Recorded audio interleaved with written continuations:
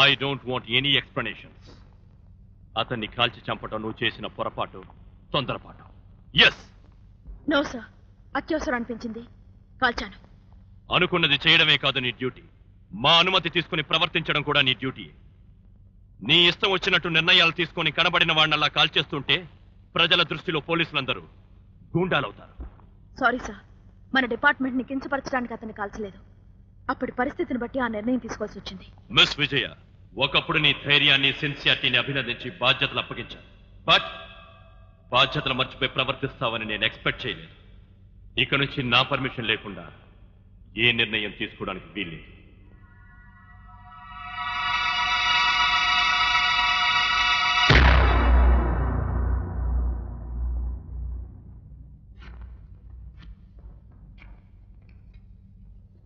విజయ, ఇక్కడికి ఎందుకు వచ్చావు? మళ్ళీ నీ క్రిమినల్ బ్రెయిన్ కి పదును పెట్టి నా చేత ఇంకో హత్య చేయించడానికా? అశోక్, నువ్వేదో సాధించానని విర్రవీగిపోతున్నావేమో. దౌర్జన్యం ఎంతో కాలం సాగదు. ఇది ఎప్పటి నుంచో వింటున్న పాత మాట. చివరికి గెలిచేది న్యాయమే.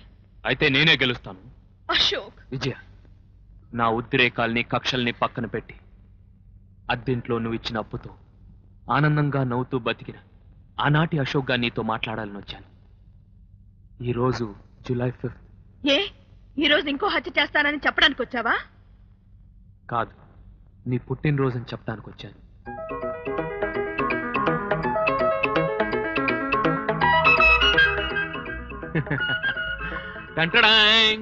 ఏంటి దిబ్బరొట్టి? ఇది దిబ్బరొట్టె కాదు, నా మనసులో ఉన్న ప్రేమంతా రుబ్బి వేసిన ప్రేమ రొట్టె. సాటి రాది దీనికి ఏకే ఎక్కువ అని చెప్పాడు ఒక మొహమ్మద్ షేకు. ఇదిగో చాకు, ఇంకా ఆలస్యం చేయబాకు. పక్కింట్లో కోసిన ఈ గులాబీ నీకు. ఇన్ని కష్టాలు నా బర్త్డే చేయాలా అశోక్? ఇష్టాలున్న చోట కష్టాలుండవే నా గులాబీ రేకు. ఇంకా ఆలస్యం చేయబాకు, కోసే ఈ కేకు. ఎందుకంటే నా ఆకలికి ఇదే బ్రేకు.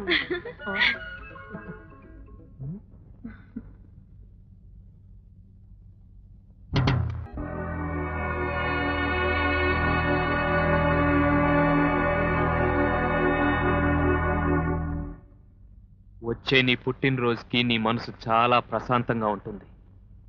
ఎందుకంటే నన్ను నేరస్తుడిగా నిరూపించినప్పుడేగా నీకు ప్రశాంతత.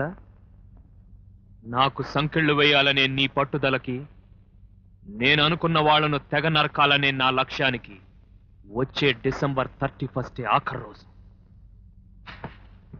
జస్ట్ మినిట్, నా లక్ష్యానికి మాత్రం ఇదే ఆఖరి రోజు. ఇప్పుడు నువ్వు చెప్పిందంతా ఇందులో రికార్డ్ అయింది.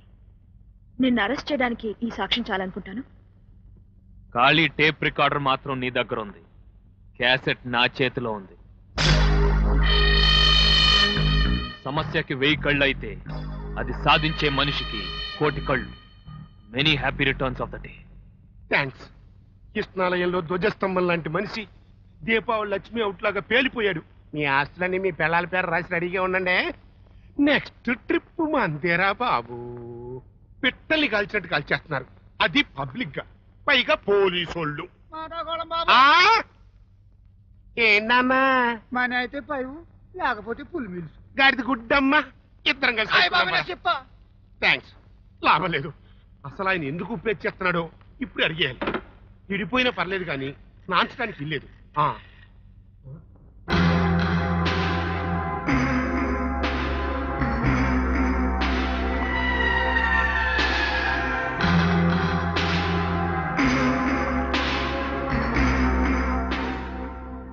ఇదిగో ఈరబాగుడు, నువ్వు వెంటనే రాజీనామా చేసేయి. దాని తెలుగులో ఏమంటారు? దేనికి? థ్యాంక్స్. ఆడు మనోళ్ళని చంపేస్తున్నాడు, దానికి తోడు నువ్వు కూడా నీ డిపార్ట్మెంట్ వాళ్ళతో మనోళ్ళని కాల్పించేస్తున్నావు. అది వాడు చేసిన పని. రేపు నీ చేతే నన్ను కూడా కాల్పించేస్తాడు. అప్పుడు కూడా ఆడు చేసిన పని అంటావా? చెప్పవయ్య బాబు. మిస్టర్ వెంకటరత్నం, మీరు ఒక నెల హాస్పిటల్లో చేరి బీపీ, నరాల వీక్నెస్ ఉన్నాయేమో చెక్ చేయించుకుంటే మంచిది. థ్యాంక్స్. జరిగేది ఆలోచించాలా, మీ కంగారు గురించి ఆలోచించాలా? పైన ఇంకో వైపు ఉంది, దాని గురించి ఆలోచించాలి. I am Basavappagowda, mayor of Bengaluru. ಕೆಟ್ಟು ಹೋಗ ಬಿಲ್ಡಿಂಗ್ ವಿಷಯಕ್ಕೋಸ್ಕರ ಹೇಳ ಬಂದಿದ್ನೆ. అంతే బందేవులేవయ్యా, ఏడాది కింద గొడవ ఇప్పుడు ఎందుకు వచ్చినట్టు? అవసరం తీరిపోయిన మనిషి ఇంగ్లీష్ లో నచ్చే పంపించేసాయి. ఈ పైపులేంటండి బాబు? మీరు వెళ్ళండి. ఎలా కొంటావా? నేను డిఐజీ ప్రకాష్ రావు డైరెక్ట్లీ వెంకటరత్నం పార్ట్నర్ ఇండైరెక్ట్లీ నాకు గుర్తు. అయ్ మీరే భాషలో మాట్లాడినా నేను మాట్లాడగలను. మాట్లాడండి. బెంగళూరులో కూలిపోయిన బిల్డింగ్ విషయం కార్పొరేషన్లో మాఫీ చేసినందుకు మీరు చెప్పిన 10 ఇవ్వలేదు. సో ఇప్పుడు 20 లక్షలు ఇవ్వాలి. ఇఫ్ నాట్, మొత్తం ఆ బిల్డింగ్ తాలూకు పేపర్స్ అన్ని నా దగ్గరే ఉన్నాయి. మళ్ళీ కథ మొదటికి వస్తుంది.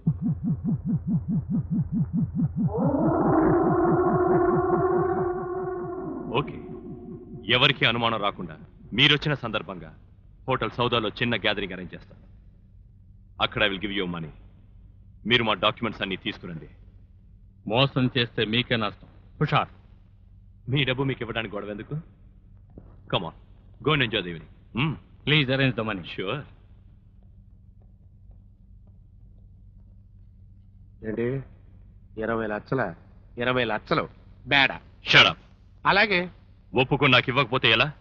You arrange that money immediately. Okay? Thanks.